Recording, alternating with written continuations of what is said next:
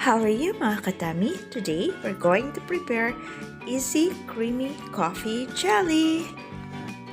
Ang dessert na para sa mga selosa.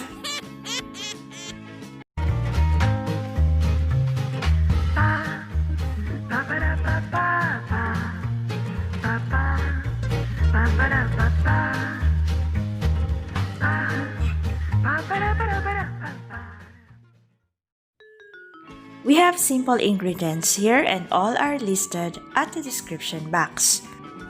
In a casserole, add 6 cups of water. Then add the powdered gelatin or jelly powder. Be advised that this is still tap water or not warm. I'm adding here 3-in-1 coffee powder.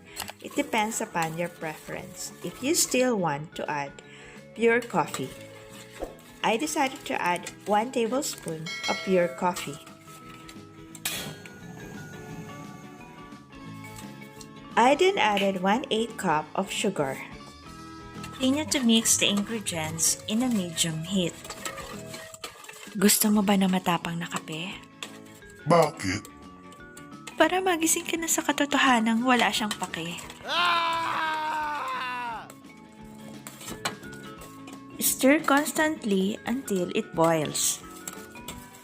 Gusto ko sa kape yung matapang. Bakit? Yung kaya kong ipaglaban. Oh no! After it boils, set it aside on a separate container and let it cool down.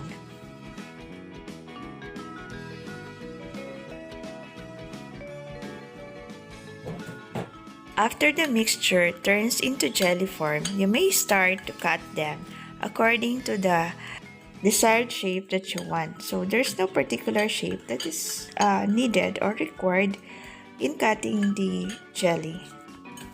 Nung bata pa ako, jelly ace lang ang mahirap buksan.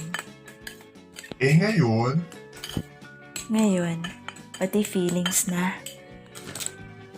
Transfer the coffee jelly to a separate container.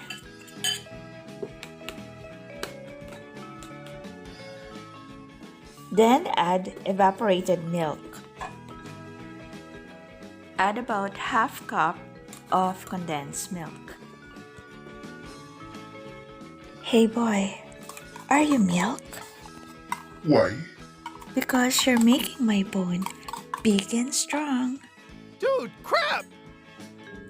Add the all-purpose cream.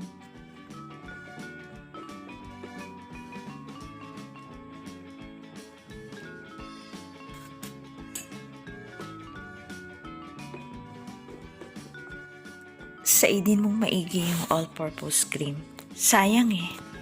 Minsan, kahit ilang beses pang sabihin ng utak mo, tama na, pilit pa rin sinasabi ng puso mo, konting said pa. After mixing the ingredients, you can now cover it and put it at the refrigerator. And now it's done!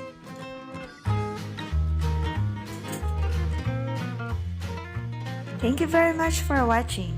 To get updated for more videos, don't forget to hit like and subscribe.